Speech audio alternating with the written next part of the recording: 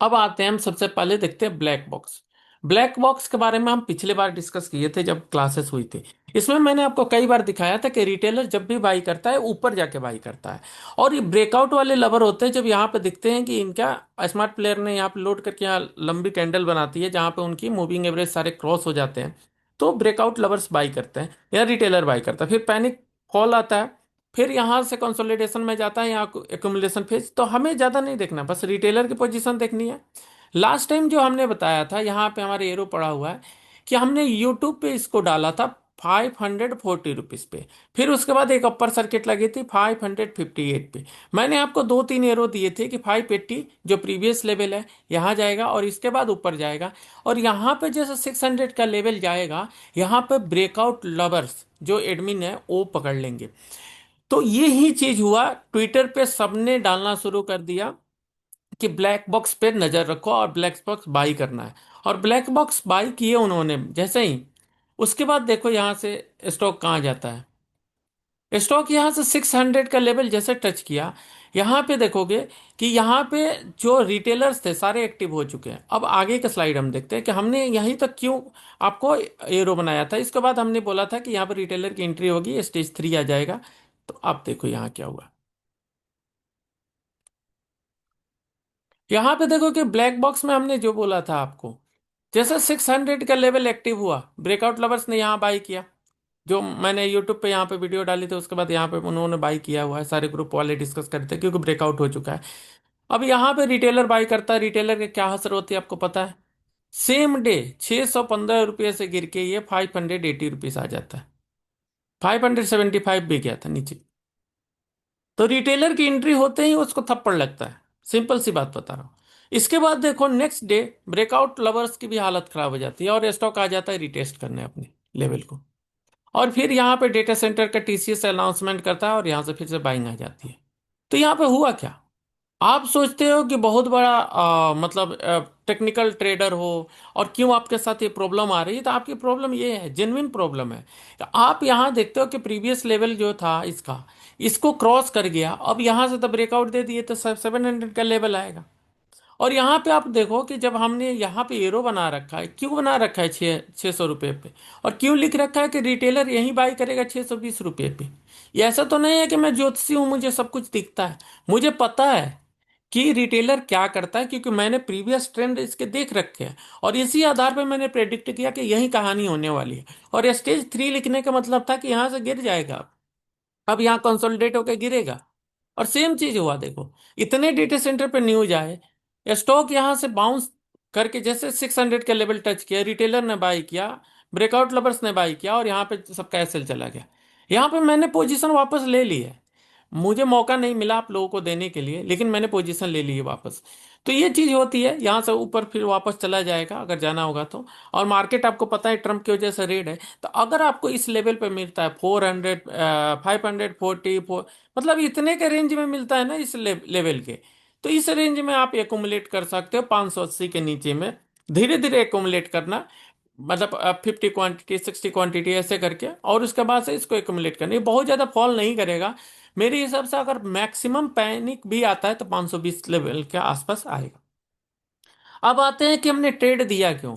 तो सबसे पहले आपको पता है कि हमने डेटा सेंटर के बारे में बात किया था, और अच्छे से आपको पता है कि डेटा सेंटर में अच्छी ग्रोथ आने वाली है, जिसका एग्जांपल टीसीएस भी दे रहा है कि हम कर रहे हैं, गूगल भी इतना बड़ा इन्वेस्टमेंट कर रहा है, गवर्नमेंट भी पुश कर रही है। तो सबसे पहला जो कंडीशन है, इमर्जिंग थीम या न्यू डिमांड जहां पे आ रहा है, तो पहला क्राइटेरिया हमेशा फुलफिल होना चाहिए, कभी भी बड़ी रैली पकड़ना है। दूसरा, मैंने ये बोला था कि जो स्मार्ट प्लेयर होती है उनकी एंट्री को ट्रेस करनी है। तो वो एक सर्कल आप देख रहे हो छोटू सा, यहाँ पे देखो स्मार्ट प्लेयर ने बाई किया था। उसके बाद जैसे आप एंट्री लिए, यहाँ पे उसने रिजेक्ट करा दिया, फिर यहाँ पे एंट्री उसने अपनी पोजीशन उठाई, उसके बाद रिजेक्ट करा दिया, फिर इसके बाद से यहाँ रैली हो गई। हम कैसे ट्रैक करते हैं, जब भी ऑपरेटर की एक्टिविटी होती है, बहुत दिनों से कोई भी वॉल्यूम का चेंज नहीं हो रहा होता, कुछ भी सिग्निफिकेंट नहीं होता, सडन वॉल्यूम आती है। और ये तभी आती है जब, मतलब ये कैंडल ऐसी बनेगी कि लगेगा ऑलमोस्ट ब्रेकआउट हो गया, और वहां पे जैसे 1 से 2 दिन ऑब्जर्व करोगे यहाँ रिजेक्शन हो जाएगा। और ये हर बार का यही ट्रेंड है। और इसको कंप्लीट होने में 5 से 7 दिन के आसपास लगता है। तो जैसे आप यहाँ पे इसके स्मार्ट प्लेयर के साथ एंट्री करने की कोशिश करोगे, आपको थप्पड़ लगेगी और आपका स्टॉप लॉस चला जाएगा। आपको नहीं जाना है उसके साथ। उसके बाद आपको वेट करना है किस चीज का? मल्टीपल मूविंग एवरेज क्रॉस, जो यहाँ पे हुआ है। आपको देखो बहुत सारे मूविंग एवरेज एक साथ क्रॉस हुए हैं, और यहाँ पे एक वॉल आपको कैंडल बनी है जो क्लियर कैंडल बनी है। नहीं तो कई बार आपसे क्या होगा, फेक ब्रेकआउट में फंसोगे। जो यहाँ पे अपनी ताकत लगाने की कोशिश की है इसके बाद वो फंस गए। तो ये सी चीजें नहीं करनी है आपको।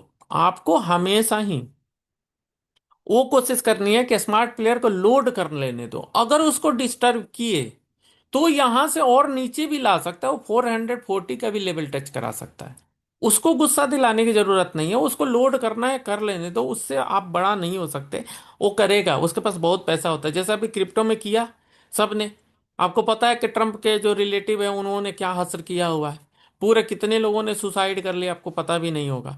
तो ये सारी चीजें हो रही है कि जो बड़ा प्लेयर है उसको लोड कर लेने दो, बस उसको ट्रैक करो कि हाँ लोड कर रहा है। थीम आ चुका है आपके पास, डेटा सेंटर देख रहे हो कि नीचे कोई भी वॉल्यूम एक्टिविटी नहीं दे, वॉल्यूम एक्टिविटी बढ़ रही है। कुछ लोग पहले ही कूद जाते हैं और वो लोग फंस जाते हैं या रिजेक्ट कर जाते हैं, और पता चलता है उनके एग्जिट करते हैं ये रैली हो जाती है। तो ये आपकी गलती पहले हो रही थी। तो यहाँ पर रिजेक्ट होने दो। 2 बार रिजेक्ट हो चुका है, जब देखो मूविंग एवरेज पूरा क्रॉस कर गया तब यहाँ पे एंट्री लो। और मैंने आपको दिखा दिया है कि रिटेलर कैसे आपका फंसते हैं और कहाँ पे ब्रेकआउट लवर्स बाई करते हैं। यहाँ पे फिर से हमने आपको बता दिया। अब आगे देखते हैं। आपका जो माइंडसेट है वो ट्रेडर का है या इन्वेस्टर का है, ये बहुत जानना जरूरी है। तो बहुत लोगों की ये गलती होती है कि वो सोचते हैं कि जैसे ये स्टॉक है जो आपको दिखाया मैंने अभी, कि यहाँ पे रिटेलर का माइंडसेट आता है कि 600 का लेवल आ गया ऊपर, अब यहाँ पे मैं इन्वेस्टमेंट करके बैठ जाता हूँ और ये स्टॉक तो अच्छा खासा इसके रेटिंग आया है और ये 900 रुपये का लेवल जाएगा। भाई मेरे जाएगा, लेकिन ऐसा नहीं रॉकेट जैसा जाएगा। ये जाएगा लेकिन ऐसे जिग जैग करके जाएगा, आपको ऊपर से नीचे गिरेगा, फिर लंबे समय में 900 जाएगा। तो यहाँ पे कोई ये गलती करने की कोशिश करता है कि हम सर हम इन्वेस्टर हैं और ये आपको बहुत अच्छा थीम स्टॉक मिला है, मैंने बाई कर लिया है और मैं तो फंस गया हूँ, अब तो मेरा स्टॉप लॉस चला गया, सर मैं क्या करूँ? भाई पहली बात, तुम लॉन्ग टर्म इन्वेस्टर हो तो ये सब चीजें मत सोचो। और लॉन्ग टर्म इन्वेस्टर हो तो एक बार में पूरी क्वांटिटी मत लोड करो। अगर 1,000 क्वांटिटी लेना है 300 400 ही लो। उसके बाद धीरे धीरे जब आपको डिप मिलेगा बाई ऑन डिप करते जाओ, और लॉन्ग टर्म में आपको बेनिफिट देगा। एक बार मत करो। तो सबसे पहले अगर आप ट्रेडर हो तो आपको स्टॉप लॉस लेके निकलना है, और छोटा स्टॉप लॉस रहेगा जो ग्रीन कैंडल की जो आपका टॉप बना हुआ है यहीं पे आपका रहेगा। मतलब आपको 590 का स्टॉप लॉस होता है, यहाँ पे आप एग्जिट कर जाते हैं। कोई भी चीज की जरूरत नहीं है इसमें एंट्री लेने की। तो कोई भी ब्रेकआउट को अगर चेज कर रहे हो तो प्रीवियस ग्रीन कैंडल का जैसे टॉप बनता है वहीं आपका जो हाई होता है वहीं आपका stop loss, trailing stop loss होगा डेली बेसिस के कैंडल पे। बस यही होना चाहिए, इससे ज्यादा कुछ नहीं होना चाहिए। लेकिन अगर यहाँ पे आप जैसे ट्रेडर हो और आपने सारे पैसे डाल दिया और यहाँ फंस गए, उसके बाद बोलते हो कि सर मैं एवरेज करते जाता हूँ, तो यहाँ पे आपकी यही गलती आ जाती है कि पहले आपका माइंडसेट चेंज करना है कि आप ट्रेडर हो या इन्वेस्टर हो। तो हर माइंड का जो अलग अलग फियर होता है। बहुत सारे लोग होते हैं जो बॉटम पे बाई करना पसंद करते हैं, उनका कंफर्ट लेवल होता है कि बॉटम पे बाई करेंगे। बहुत लोगों का होता है जो रिस्क कैलकुलेशन अलग होता है और वो ग्रीड में बाई करते हैं, हाई पे बाई करते हैं। जैसे बहुत लोग होते हैं ब्रेकआउट चेंज करेंगे, यहाँ पे बाई करेंगे, गिर गया कोई बात नहीं, यहाँ उनको पता है कि ऊपर जाएगा आने वाले समय में, तो यहाँ और एकमुलेट करेंगे। तो ऐसा नहीं कि अगले दिन ही बाई कर लेंगे, वो देखेंगे कि यहाँ पे ब्रेकआउट हो चुका है, फेल हो गया कोई बात नहीं, सपोर्ट पे आने पे एवरेज करेंगे। तो एक बाई उनका 600 पे होगा, दूसरा बाई 550 पे होगा, उनका एवरेज आ जाएगा 575। तो यहां से उनका निकलने का चांस। आपकी गलती क्या होती है? आप यहां बाई करते हो, अगले दिन भी बाई करते हो, अगले दिन पैसा ही खत्म हो जाता है। तो ये गलती नहीं करनी है। जब भी आप कहीं फंस जाओ तो आप सपोर्ट पे एवरेज करो, हर रोज मत एवरेज करो। एक मतलब बहुत लोगों का गलती है, वो हजारों 5,000 10,000 क्वांटिटी कर देते हैं, यही करते करते एक ही स्टॉक में। हो सकता है अगला स्टॉक आपको 20% दे दे रैली। तो ऐसा पैसा तो होना चाहिए ना आपके पास, ये मैं आपको बोल रहा हूँ। तो आप पहले डिसाइड करो ट्रेडर हो या इन्वेस्टर हो। अगर ट्रेडर हो तो आप यहाँ पे आप कूदो, जो ऐसे भी ब्रेकआउट हो रहा है जहाँ राउंडिंग जो बॉटम है ब्रेकआउट हो रहा है यहाँ पे कूदो, आप स्टॉप लॉस लेके चलो ट्रेडिंग ट्रेलिंग का। इन्वेस्टर हो तो आप इस पैटर्न को ढूंढने की कोशिश करो जिसको moving multiple moving average cross और स्मार्ट प्लेयर की जो एंट्री है वो आप वॉल्यूम को देखो, कैंडल को देखो, पैटर्न को समझो, थीम को समझो, उसके बाद करो। अब इसके बाद आते हैं कि जो स्ट्रेस लेवल है मेरे और अंकुर सर में, दोनों में बहुत डिफरेंट है। मेरे में है कि स्ट्रेस लेवल थोड़ा सा ज्यादा है, क्योंकि मैं चाहता हूं कि मेरे ऊपर काफी ज्यादा बर्डन होती है। अंकुर सर के ऊपर अलग है, वो काफी काम है मेरे से भी ज्यादा, उनको उनको कोई खोने का डर नहीं रहता, वो बड़े बड़े ट्रेड लेते हैं। तो हम दोनों, सब कुछ पता है हमें, फिर भी हम दोनों के बीच डिफरेंस का पोजीशन का अलग अलग होता है। मैं जब भी एग्जिट करता हूँ अर्ली एग्जिट होती है, अंकुर सर जब भी एग्जिट करते हैं लेट एग्जिट होती है। कई बार होता है कि अंकुर सर को एग्जिट करने में प्रॉब्लम हो जाती है, या और टारगेट सोचते हैं और फंस जाते हैं, लेकिन वो कभी घबराते नहीं है, क्योंकि उनको पता है कि स्टॉक ऊपर जाएगा। तो ये चीज है कि आप मेरे जोन में हो या अंकुर सर के जोन में हो, दो बंदे हैं, दोनों का अलग है, जबकि सब कुछ एक दूसरे के साथ शेयर होता है, फिर भी हम इस चीज को दूर आज तक नहीं कर पाए। आपके अंदर भी अलग हो सकता है कि आपके बॉटम पे बाई करना चाहते हो या टॉप पे बाई करना चाहते हो, ब्रेकआउट चीज करना चाहते हो, आप ट्रेडर हो या इन्वेस्टर, आपको सोचना है। मैं पैनिक सिचुएशन में सबसे ज्यादा मैसेज करता हूँ और पैनिक सिचुएशन को सबसे ज्यादा हैंडल करता हूँ, क्योंकि मेरी प्रोफेशन डॉक्टर की रही है। तो पैनिक सिचुएशन में मैं बहुत ज्यादा अच्छे से हैंडल करता हूँ। अंकुर सर जितने भी होते हैं, आपको प्रॉफिट बुकिंग या फिर आपको या ब्रेकआउट ट्रेड, वो बहुत अच्छे देते हैं। उनका काफी अच्छा है, वो बुल रैली के लिए, मैं बहुत अच्छा हूँ बियर मार्केट के लिए, बस यही चीज है। तो इसीलिए जब भी मेरे को देखते हो कि जब मार्केट बॉटम बना रहा है, तो मैं हजारों में क्वांटिटी लेता हूँ, 5,000 6,000, जैसे ऊपर जा रहा होता है धीरे धीरे मैं क्वांटिटी स्लैश करते जाता हूँ, और जब एक अच्छी लेवल आ जाती है तो मेरे पास सिर्फ 500 600 क्वांटिटी बच जाती है। तो मेरे को पता है कि कहाँ पे मैं बॉटम पकड़ सकता हूँ, मैं अर्ली एंट्री लेने की कोशिश करता हूँ। अंकुर सर जो होता है वो पिरामिडिंग करते हैं, कि जैसे स्टॉक अपना अच्छा ब्रेकआउट दे दिया तो वो पोजीशन को अचानक बढ़ा देंगे, फिर उसके बाद से वो अच्छा खासा पैसा बनाता, तो दोनों का पैसा बनाने का तरीका अलग है। ऐसा मत सोचो कि आप किसी का कॉपी कर सकते हैं, आपके अंदर भगवान ने दिया हुआ है कि आप किस जोन में फिक्स होते हो। कभी भी आप 100% प्रॉफिट बुक मत करो, 20% के आसपास रख दो, ठीक है, ये चीज को समझ जाओ। अब आपको दिखाता हूं कि अलग अलग ट्रेड को हमने कैसे एग्जीक्यूट किया। तो सबसे पहले आते हैं मिंडा कप। मिंडा कप में आपने ये देखा था inverted head and shoulder pattern, तो पैटर्न के बारे में मैं बता चुका हूं, इसके ब्रेकआउट हुआ था कैसे हुआ था। लेकिन ये पैटर्न का ब्रेकआउट क्यों होगा ये मैं आपको बताऊंगा। तो जो आप ऑटो इंसिलरी की बात कर रहे थे, वहां जीएसटी का कट आया हुआ था, और मिंडा कॉप के बारे में पता है कि बहुत सारे जो हेडलाइट्स होते हैं, बहुत इक्विपमेंट्स होते हैं जो ऑटो इंसिलरी का ये प्रोवाइड करती है। तो यहाँ पे आप देखो, स्मार्ट प्लेयर की हमेशा एंट्री होती है, कहाँ पे होती है, जब इसका ऑल मूविंग एवरेज क्रॉस होने वाला होता है। लेकिन यहाँ पे रिजेक्शन आ जाता है, आपको देखो पिछले बार भी रिजेक्शन आया था, इस बार भी आएगा। यहाँ रिजेक्शन आया, लेकिन जब सारे मूविंग एवरेज क्रॉस यहाँ पे हुए, अल्टीमेटली क्रॉस हो गए, यहाँ पे ग्रीन कैंडल बन गई और यहाँ पे क्लोजिंग हो गया, यहीं पे आपको एंट्री लेनी थी, मल्टीपल मूविंग एवरेज क्रॉस। आप जाके ग्रुप में सर्च करना, हमारी आपकी बाइंग लेवल यहीं पे। तो हमें जब दिख रहा होता है कि ये कैंडल आधी बन चुकी है, तो हम कूद जाते हैं। हमें पता है कि बस इस कैंडल को यहाँ सस्टेन कर दो, इसके बाद तो स्टॉक ऊपर निकल जाएगा, सिंपल सा लॉजिक है। देखो देखो, इन्वर्टेड हेड एंड शोल्डर बना हुआ है, यहां आपको दिख रहा है इन्वर्टेड हेड एंड शोल्डर बना हुआ है, ठीक। ब्रेकआउट कहां पे होगा आपको, 540 रुपये, 540 के ऊपर निकल जाएगा, स्टॉक ब्रेकआउट दे देगा, ये आपको पता है। अब इसके लिए क्या करना है, आपको बस ट्रैक करना है। ट्रैक क्या करना है, आप देखो कि पहले स्मार्ट प्लेयर की एंट्री हुई, यहाँ पर रिजेक्शन आ रहा है, समझ गए कि क्योंकि यहीं पे होता है, जैसे एक सप्ताह पहले इनकी लोडिंग होती है ऑलमोस्ट। यहाँ पे देखो उसके बाद सारे मूविंग एवरेज क्रॉस हो जाता है।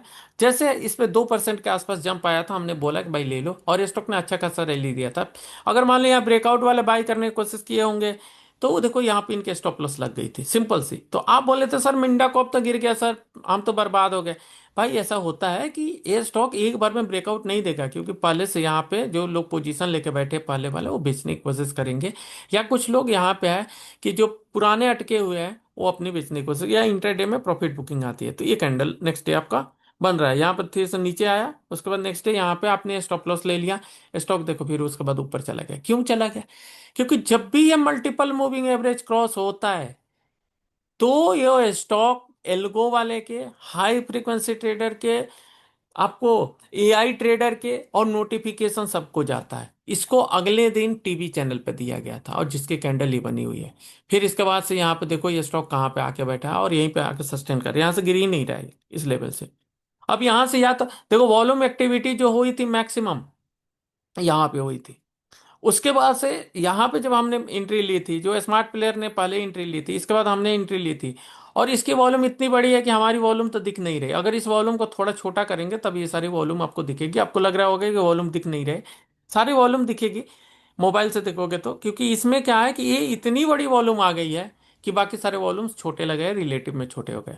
तो ये मल्टीपल मूविंग एवरेज का हम चेक करेंगे। अगला ट्रेड देखते हैं। सबसे पहले क्या जरूरी था, इसमें ऑटो इंसुलिन पे बूस्ट आया था, इसी वजह से हमने स्टॉक को पिक किया था। तो theme plus stock plus result इसका अच्छा आ सकता है, और प्लस बाद में ब्रोकरेज रिपोर्ट आई थी जिसपे ये कैंडल बना हुआ था, ये जो बड़ी कैंडल बनी है। उसके बाद मिंडा कॉप का बहुत बड़ा टारगेट आया था, 650 का आया, 600 650 दोनों का आया था, जिस वजह से ये कैंडल एक ही दिन में देखो 600 का टारगेट हिट किया था। क्यों? क्योंकि ब्रोकरेज रिपोर्ट आ गई थी। तो कई बार होता है जैसे ये मूविंग एवरेज क्रॉस होता है तो ब्रोकर की भी नजर पड़ती है, मोतीलाल ओसवाल इन लोगों की, तो वो लोग इस पे रिपोर्ट डाल देते हैं, रिपोर्ट डालते ही अगले ही दिन एक ही दिन में टारगेट हिट हो जाती है। तो आप इस जोन में हो, या इस जोन में बाई करना चाहते हो, या फिर यहां पे बाई करना चाहते हो, आपको कैटेगराइज करना पड़ेगा कि आप किस जोन में हो। मैं क्लियरली इसी जोन में हूं, और मैं इसी लॉजिक को फॉलो करता हूं। स्मार्ट प्लेयर को पहले तो जो अपना थीम पिक करता हूँ, स्टॉक पिक करता हूँ जो प्रॉफिटेबल है, आगे रिजल्ट अच्छा आ सकता है, उसमें कोई भी डिस्प्यूट नहीं है। उसके बाद स्मार्ट प्लेयर को ट्रैक करता हूँ, मल्टीपल मूविंग एवरेज को ट्रैक करता हूँ, इसके अलावा भी बहुत सारे चीज इंडिकेटर्स हैं, उसको मैं यूज करता हूँ। मैं आगे धीरे धीरे बताऊंगा, हर क्लास में बताऊंगा। इसके बाद आता है बैंको इंडिया। अब आपने मूविंग एवरेज का देख लिया कमाल, अब आगे देखते हैं मूविंग एवरेज में, यहां भी स्मार्ट प्लेयर की बात करते हैं। जो बैंको इंडिया में जो स्मार्ट प्लेयर था, यहाँ पे एंट्री लिया, देखो एक सप्ताह के आसपास गिरा, यहाँ मूविंग एवरेज क्रॉस हुआ, यहाँ से रैली देखो कितनी अच्छी हुई थी। एक बात, तो एक बात आपके दिमाग के अंदर जानी चाहिए, हर स्टॉक की अपनी जो ट्रेंड होती है। बैंको इंडिया में क्या है कि पहले एकोमुलेशन चलता है, और एकोमुलेट करने के बाद यहाँ से जो रैली होती है अच्छी खासी होती है। ये यहाँ से कितनी रैली की थी, 360 से 560 के आसपास चला गया था। तो अच्छी खासी 200-300 रुपये की रैली होती है। सेम चीज देखो यहाँ पे आया, मल्टीपल मूविंग एवरेज क्रॉस हो रहा है, 1 2 3 क्रॉस हो रहा है।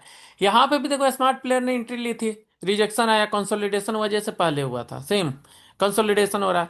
और इसके बाद से जो यहाँ पे बाइंग आना शुरू की है, देखो यहाँ से कितने रुपए पहले गया था आपको, 200 रुपीज, और इस बार कितना गया, करीब करीब फिर से 200 रुपीज ही गया। 600 रुपीज से आपको 880 तक गया था, 300 के आसपास मान के चलो। तो ये चीज है कि पैटर्न होती है वो रिपीट होती है, और इस स्टॉक में अगली बार भी जो रैली आएगी आगे, जो अगले साल भी आएगी ऐसे ही आएगी। स्मार्ट प्लेयर के एंट्री होगी, एकुमुलेशन होगा एक सप्ताह, उसके बाद से वहां पे ब्रेकआउट होगा, फिर उसमें 300-400 रुपीज की रैली आएगी। तो टारगेट सिंपल सा है कि आपको देखना है प्रीवियस ट्रेंड कैसा रहा है, कंपेयर करना है, वैसे ही ट्रेड होगा। इसके बाद हम आ जाते हैं मोशिप टेक्नोलॉजी। मोशिप टेक्नोलॉजी में भी देखो स्टॉक काफी दिनों से गिर रहा था, जो मैंने आपको दे रखा था, क्यों दिया था उसका लॉजिक आज मैं समझाता हूँ। मोशिप टेक्नोलॉजी में आपको पता है इंडिया में सेमिकॉन हुआ था, उससे पहले ही मैंने स्टॉक को खरीद लिया था। और यहाँ पे मैंने ग्रुप में आपको रिकमेंड किया था 160 170 के आसपास, जहाँ देखो मल्टीपल मूविंग एवरेज क्रॉस हुए, 1 2 3 यहाँ पे क्रॉस हुए। और यहाँ पे जैसे 180 रुपीज का लेवल क्रॉस हुआ, यहाँ पे 180 का लेवल क्रॉस हुआ जो प्रीवियस वाला था, फिर 200 का लेवल क्रॉस हुआ, फिर ये कुत्ते जैसा भागा है, इसको रोकने वाला कोई नहीं था। अब यहाँ पे मैंने क्या बोला था, जब हम अपनी प्रॉफिट बुक किए थे 260 के आसपास, जैसे यहाँ शार्प रैली होता है, मैंने बोला था 260 आ चुका है, अब हम प्रॉफिट बुक करते हैं, नहीं तो हमारी प्रॉफिट भाग जाएगी। अगला दिन का कैंडल हमारा यही है, यहाँ पे हमने बुक कर लिया था। और ऐसा नहीं कि 100% क्वांटिटी बुक किया, तो कुछ क्वांटिटी बुक करके निकल गए थे। तो यहाँ पे क्या है कि देखो यहाँ पे प्लेयर, यहाँ पे एंट्री होती है, यहाँ पे देखो रिजेक्शन आ रही है, फिर यहाँ पे मैं हर बार बोलता हूँ स्मार्ट प्लेयर लोड करता है, स्मार्ट प्लेयर लोड करता है, 2 3 दिन का टाइम लेता है, एक सप्ताह का टाइम लेता है, उसके बाद से जो मल्टीपल मूविंग एवरेज का ब्रेकआउट होता है विथ वॉल्यूम, उसके बाद से देखो ये तभी काम करता है जब ट्रेंडिंग सेक्टर में हो। अब अचानक से आप नए थीम लेके आ जाओ, अपने से खुद से बना दो कि सर वाटर का थीम, वाटर तो आ ही जाएगा अभी, कोई और चीज का निकाल, कोई गार्बेज का निकाल दो, कोई आप बोलो कि ये वेस्ट मैनेजमेंट का है, या फिर ये प्लास्टिक का है, कहीं भी आप शुरू हो जाओ। तो आप बोलो कि सर ये पैटर्न दिख रहा है, पैटर्न वैलिड तभी होगा जब आगे से ट्रिगर आ रहे होंगे। यहाँ पे सेमीकंडक्टर का ट्रिगर था, गवर्नमेंट ने अनाउंस किया था, बहुत सारे प्रोजेक्ट, अभी आपको पता है हर बंदा डाल रहा है सेमीकंडक्टर पे, वही तो है इसको ऊपर खींचने के लिए। हमने पहले एंट्री किया, वो बाद में कर रहा है।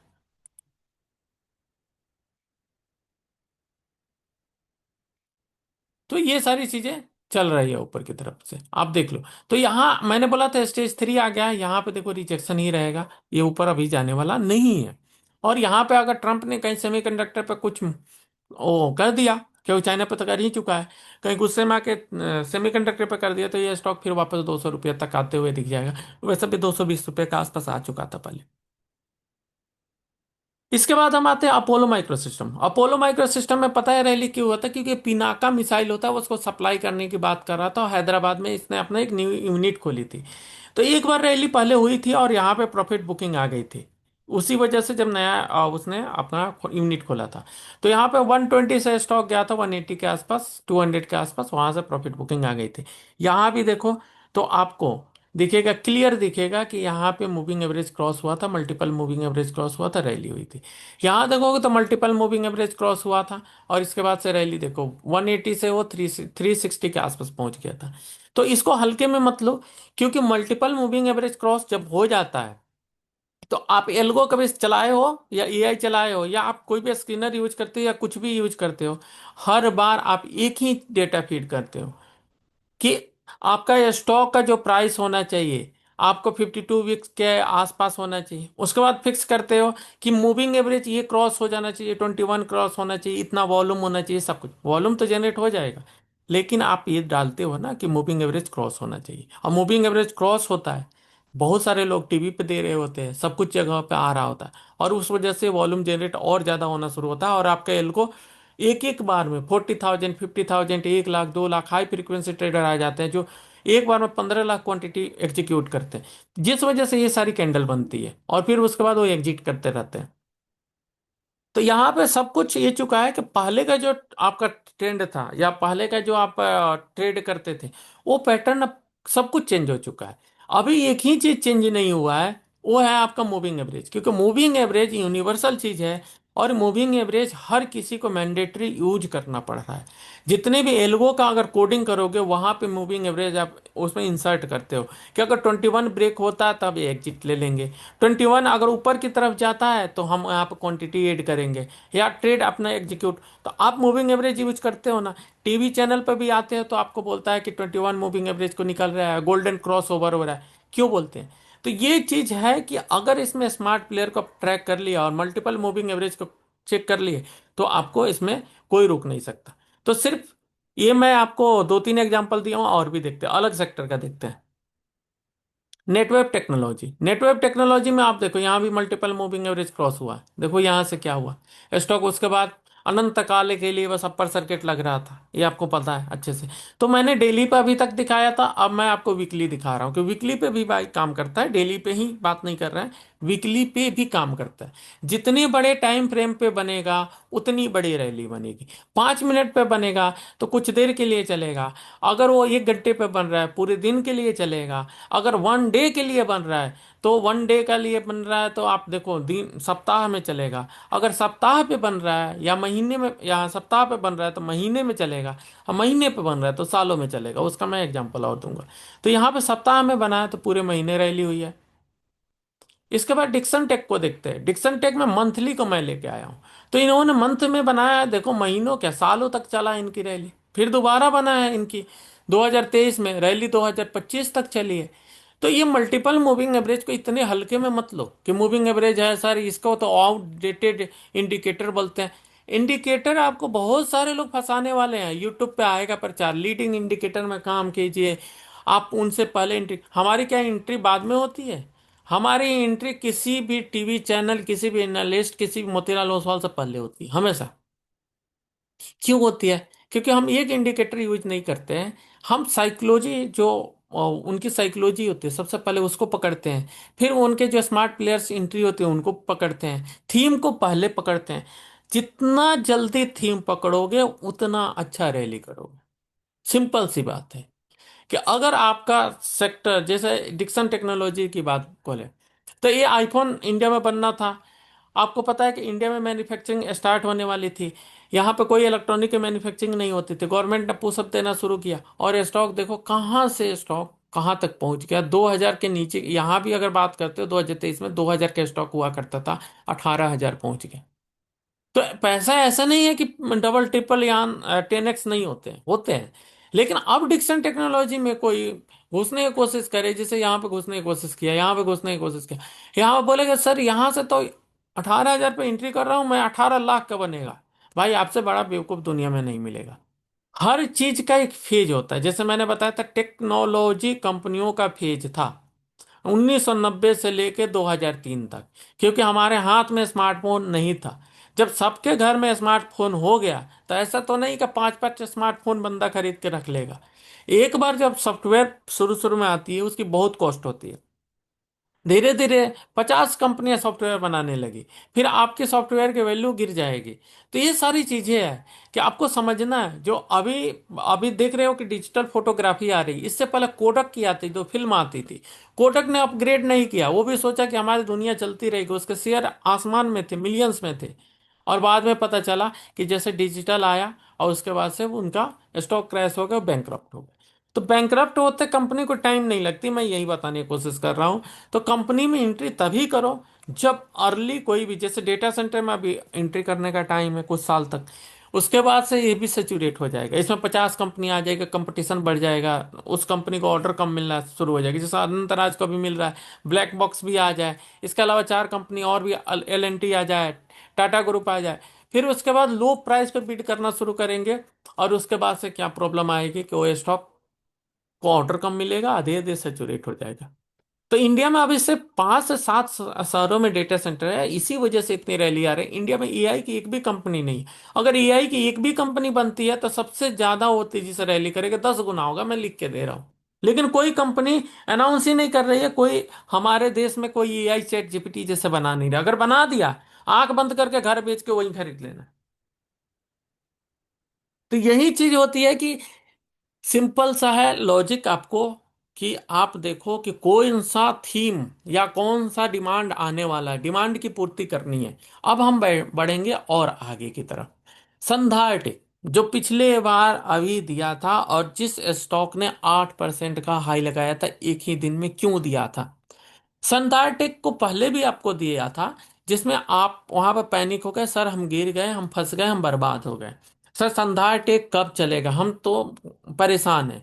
तो वहां पे भी देखो कि संधार हमारे देने के बाद यहाँ पे देखो कई बार रिजेक्ट हो जाता था, हम परेशान थे। उसके बाद संधार ने यहाँ पे ऊपर की तरफ यहाँ पे कैंडल्स बनाए, और यहीं पे आपको कर रहा है। संधार देने के रीजन क्या था? पहला, ऑटो एंसिलरी कंपनी, लो पी, 20 के पी पे ट्रेड कर रहा था, 20 के पी पे ट्रेड कर रहा था संधार। यहाँ पे आपको, जैसे मैं बता रहा हूँ कि इसमें आप देखो कि स्मार्ट प्लेयर की यहाँ पे एंट्री हुई है। मैं बार बार बोल रहा हूँ कि स्मार्ट प्लेयर की एंट्री हुई है, इसके लिए पुराने वीडियो भी देखना पड़ेगा। और इस वीडियो को शुरू से देखोगे तभी समझ में आएगा, लेट से ज्वाइन हो रहे हो तो कुछ समझ में नहीं आएगा। तो यहाँ पे आपको स्मार्ट प्लेयर की देखो एंट्री होती है, रिजेक्शन आता है, बहुत लेट से सब लोग ज्वाइन हो रहे हैं। यहाँ पे एंट्री होती है, और उसके बाद से आपका रिजेक्शन आता है, जैसे मैं हर बार बता रहा हूँ, जितने एग्जांपल दिया हूँ पहले आप देख लेना। यहाँ पे जैसे रिजेक्शन आती है, ये इसका कॉमन पैटर्न है कि ये जब भी बनेगा आपको, जब आपका मल्टीपल मूविंग एवरेज यहाँ पे क्रॉस होने की कोशिश करेगा, तो एक बार रिजेक्ट कराएगा। वो नहीं चाहता है कि उससे पहले कोई उठा ले, वो बिल्कुल नहीं चाहता है कि ऊपर चले जाए इससे पहले कि वो क्वांटिटी लोड कर ले। यहाँ बेचारे ने क्वांटिटी लोड की, आपने ऊपर ले जाने की कोशिश की, ले नीचे आपका स्टॉप लॉस गया, आप परेशान हो जाओगे। तो इसी वजह से आप इसको पहले लोड कर लेने दो, उसके बाद यहाँ से आप एंट्री करना शुरू करो, या फिर क्लियर ब्रेकआउट होने दो। तो हमने पहले यहाँ पे एक बार एंट्री किया, फिर इसके बाद से देखो ये बहुत लोगों ने ऊपर बाई कर लिया, फिर यहाँ पे रिजेक्ट हो गया, फिर यहीं पे दो डोजी बनाए, और यहीं पे रुका हुआ था। फिर हमने कल इसको शानदार टेक को हमने इंटरडे में दिया, और इसके बाद से स्टॉक थोड़ा सा ऊपर गया। और उसके बाद हमारा टारगेट तो 500 का था, लेकिन 530 पहुंच गया था स्टॉक। क्यों पहुंच गया? क्योंकि यहाँ मल्टीपल मूविंग एवरेज क्रॉस हो चुका था, और स्मार्ट प्लेयर की एंट्री पहले हो चुकी थी। तो जैसे उस बंदे को देखा कि अब तो मेरे हाथ से निकल चुकी है, तो उसने इसको पुश करना शुरू किया, और इसको पब्लिश करना शुरू कर दिया। इसके टारगेट आना शुरू हो गया, 580 का टारगेट उन्होंने दे दिया।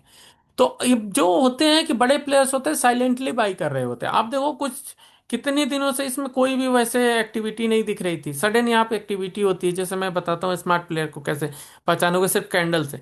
अभी बहुत सारे है, सीपीआर से पहचान सकते हो, वीसीपी जो वॉल्यूम प्राइस सेक्शन होता है उससे पहचान सकते हो, पैटर्न बनता है वीसीपी पैटर्न से पहचान सकते हो। सबका एकुमुलेशन का अलग अलग तरीका होता है।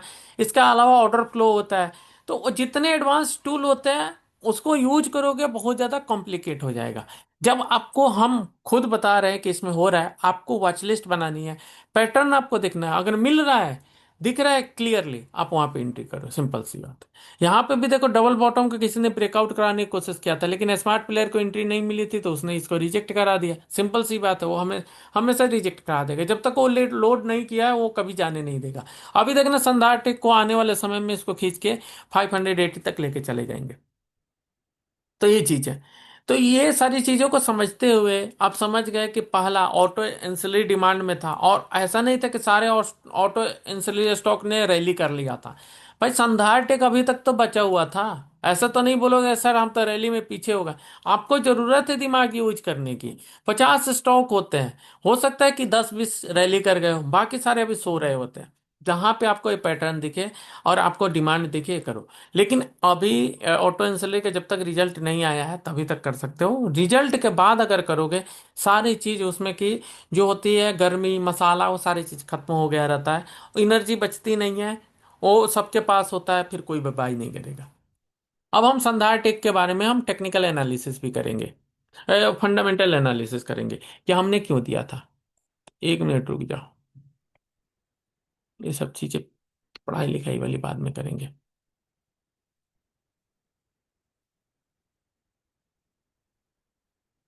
तो कई कई कई बार क्या होता है कि आपको स्क्रीनर खोलनी पड़ती है और इस पे देखना। जब संधार टेक को मैंने देखा था तो इसके पी काफी लो थी, 20 का पी चल रहा था, अभी 22 का पी चल रहा है। तो ये आपको देख रहे हो कि यहाँ पे प्रोमोटर होल्डिंग अच्छी खासी है। और यहाँ पे आप देख रहे हो कि इसकी आप जो सेल्स ग्रोथ है वो भी पॉजिटिव है। 5 ईयर्स का भी आपको देखोगे जो वेरिएशन वगैरह है सब कुछ आपका पॉजिटिव में। तो ऐसा नहीं है कि बहुत ज़्यादा कंपनी के ऊपर कोई भी ये जो एक्सेसिव हाइप्ड है। इसके फेस वैल्यू भी देखोगे तो 10 के आसपास है। अगर 1 के फेस वैल्यू पे देखोगे तो इस स्टॉक की प्राइस 51 की पड़ेगी। ऐसा नहीं कि पेटीएम जैसा है कि 2000 का यहाँ दिखा रहा है और फेस वैल्यू 1 है, तो पता चला उसकी फेस वैल्यू 10 पे कैलकुलेट होती है रियल वैल्यू, तो पता चला कि यहाँ पे उसकी वैल्यू कितनी आ रही थी, 20,000 का एक शेयर था। बहुत सारी कंपनियां होती है जो अपने आप को लिस्ट करती है 1 के फेस वैल्यू पे। और जब आप 1 के फेस वैल्यू पे उनको जब रियल वैल्यूएशन जब निकाली जाती है तो अनफ्रेगमेंटेड निकाली जाती है, 10 के फेस वैल्यू पे निकाली जाएगी। तो जब 10 से मल्टीप्लाई करोगे तो उनकी 20,000 25,000 ऐसे करके आती है। तो इसलिए ओवर वैल्यूड होती है, उसको ध्यान में रखना है। अब संधार टेक को देखोगे तो आप देखो कि ये आपका ज्वाइंट वेंचर है। ये प्राइमरी आपको इंगेज है किस किस चीज में, ऑटोमोटिव कंपोनेंट में करीब करीब। तो इसमें हम लोग सबसे बेस्ट क्या करते हैं कि इसका हम डिटेल पढ़ने की कोशिश करते हैं एक बार आज आपके लिए। यहाँ पे हम देखेंगे कि क्या क्या कंपनी बहुत सारी चीज कर रही है। तो ईवी सेगमेंट में भी अंडर डेवलपमेंट दिख रहा है, आपने क्लियर पढ़ लिया कि ईबी प्रोडक्ट अंडर डेवलपमेंट, मतलब जिस दिन ये ईबी प्रोडक्ट इसका आना शुरू होगा, 2025 में था कि प्रोडक्ट प्लान लॉन्च होने वाला था इसका। तो इस साल से लॉन्च होने वाला था, तो हो सकता है कि अभी तक नहीं आया हो सकता आना शुरू हो जाए। तो इस चीज को आपको ट्रैक करना है। अगर ये आना शुरू हो गया तो इस चीज के लिए इसके सेल्स में कंटिन्यूअस ये चीज का एड ऑन होगा, क्योंकि इसने नया प्रोडक्ट बनाया है, ईवी सेक्टर में एंट्री कर रहा है। और ईवी पे गवर्नमेंट की कितनी बूस्ट अप आ रही है आपको दिख रहा है। लेकिन ये स्टॉक सबको पता ही नहीं है, इसी वजह से इतना गिरा हुआ था। ये बहुत सारी चीज में है, लॉकिंग सिस्टम में, विजन सिस्टम मतलब लाइट जो आपको वहाँ लाइट लगता है, ये सब चीजों में है। सीट मीटर लगाता है, केबिन्स फैब्रिकेशन करता है, ये सारी चीजें है। इसका टू व्हीलर में 58% है, पैसेंजर व्हीकल में आपको 19% है, ओएचवी में आपको 15% है, और आपको कमर्शियल व्हीकल में 2% है, अदर में ऐसा है। डोमेस्टिक हम देख रहे हैं, डोमेस्टिक 86% है। ट्रम्प का बाप भी अगर कोई असर डालना चाहे इस पर फर्क नहीं पड़ेगा, क्योंकि मोस्टली डोमेस्टिक है। और डोमेस्टिक में भी बहुत ज़्यादा जीएसटी के बेनिफिट मिलने वाला है। इसका क्लाइंट्स हमने देखा था, हीरो था, रॉयल इनफील्ड था, सुजुकी था, जिसके सबके हाई सेल्स नंबर है। सुजुकी का आया था, आपको टाटा का भी आया था हाई सेल्स नंबर, महिंद्रा का आया था।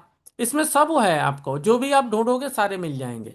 तो इसके जो क्लाइंट्स देखोगे तो टीवीएस मोटर जिसका सबसे ज्यादा सेल हुआ है वो 30% है, तो सबसे ज्यादा बेनिफिट किसको होगा? यही। और ये परमानेंट इसका क्लाइंट है, जिससे 30% से टीवीएस मोटर से आता है। इसके बाद हीरो मोटो कब से आता है? जेसीबी जो आते क्रेन उससे आता है, अदर से भी आता है 42% के आसपास। आप इसमें देखोगे तो बहुत सारे ज्वाइंट वेंचर भी पहले से कर रखा है, जिसमें JeM corporation Korea Korean technology का यूज कर रहा है। बहुत सारी कंपनियां जो जापानीज टेक्नोलॉजी का यूज कर रही है, तो उसके वजह से उनकी जो प्रोडक्ट की फिनिशिंग होती है या क्वालिटी होती है बहुत अच्छी होती है। इसने टेक्निकल कोलेबोरेशन होंडा लॉक से भी कर रखा है, जो होंडा जापान की कंपनी है। तो इसी वजह से आप देखोगे कि होंडा के साथ इसका टीवीएस जो होंडे वाले हैं इनके साथ कोलेबोरेशन। तो कंपनी को देख के पता चल रहा है ना कि कितने बड़े बड़े ग्रुप के साथ इसका कोलेबोरेशन है, ज्वाइंट वेंचर है। तो इस वजह से ये स्टॉक आपको एकदम रद्दी के प्राइस पे, 20 के प्राइस पे मिल रहा था, 20 के पीई पे।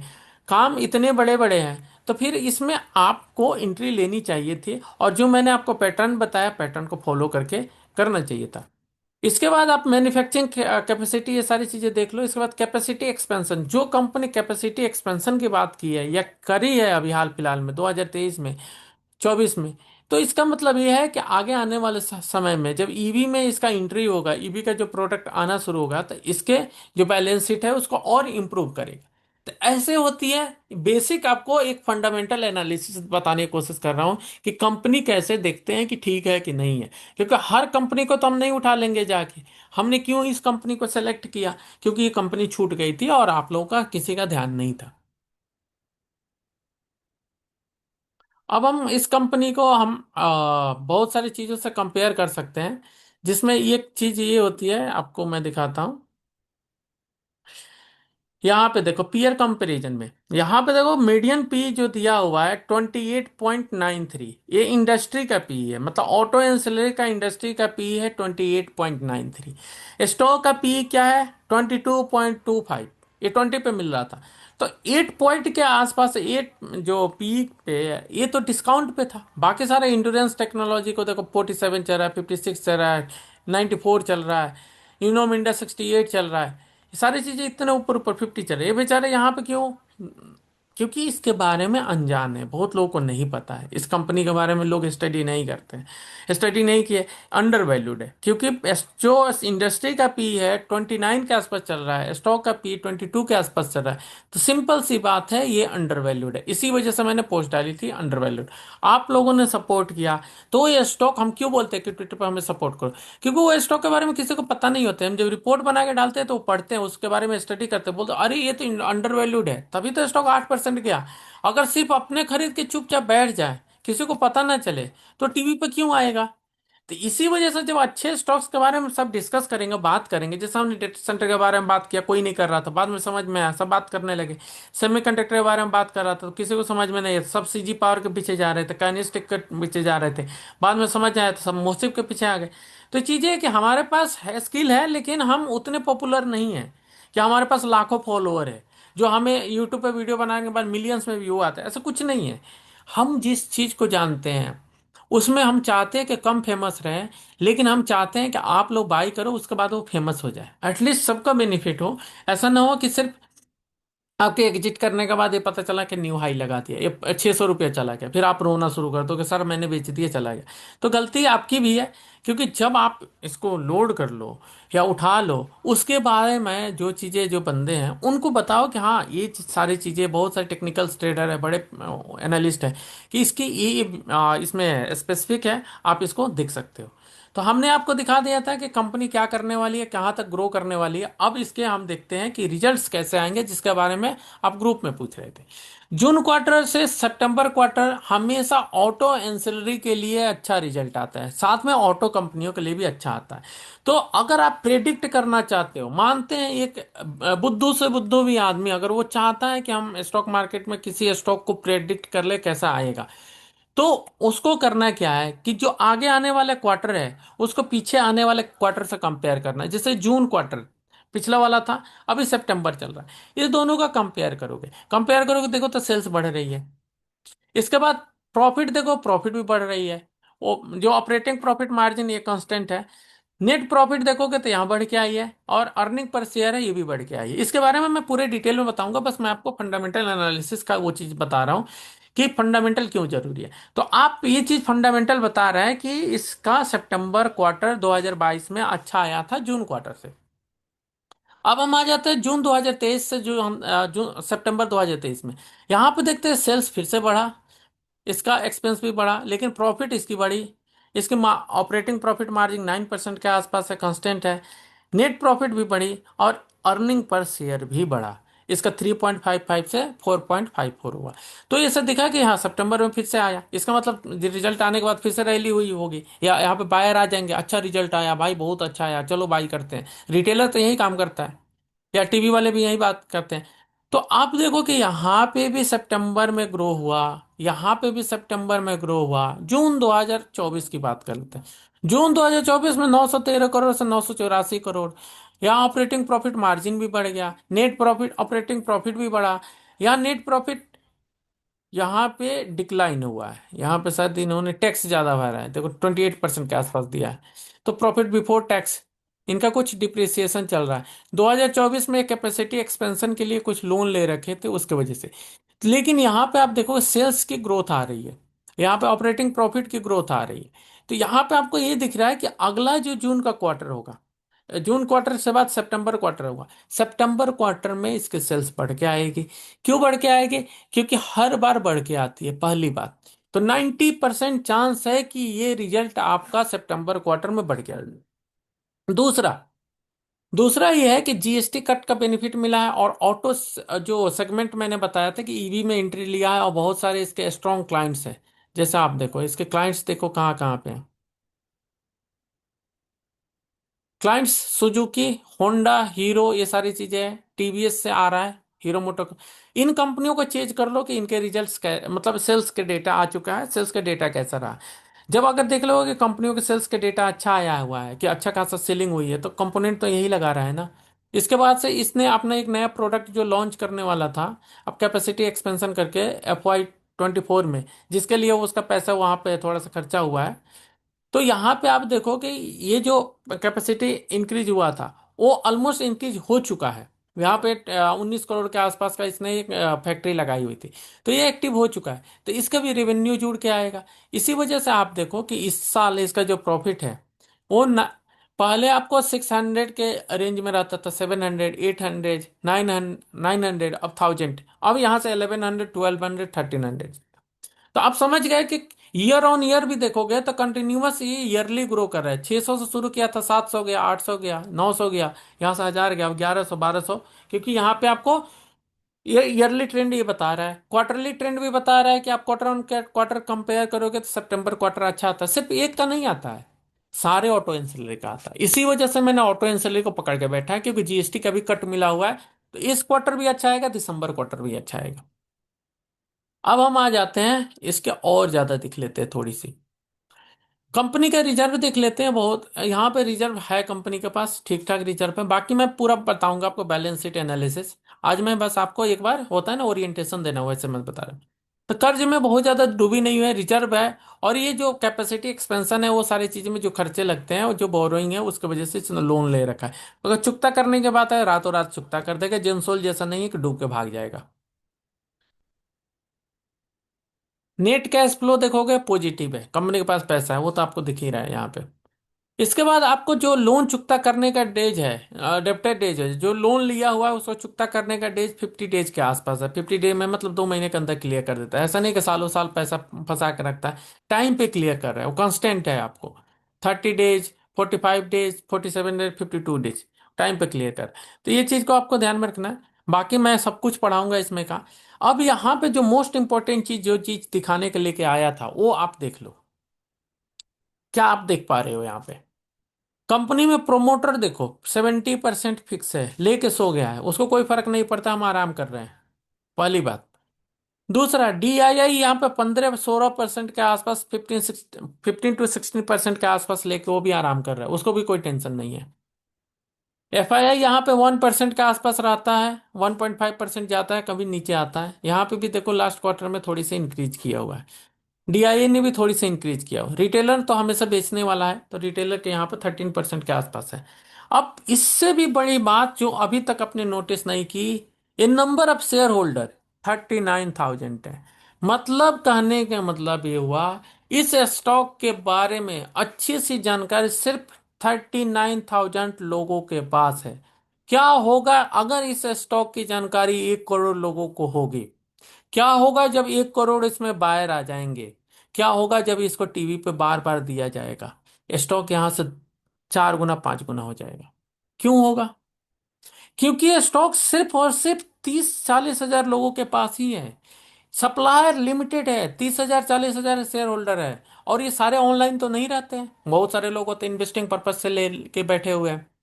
बहुत सारे कंपनी के प्रोमोटर्स हैं, बहुत सारे उनके रिलेटिव हैं, बहुत सारे हैं कि जो म्यूचुअल फंड्स हैं, डीआईआई है। तो ऐसे देख लो तो सिर्फ यहाँ 20,000 के आसपास सेलर निकलते हैं। और 20,000 अगर क्वांटिटी भी बेचने आती तो कितनी ही आ जाएगी उनके पास से?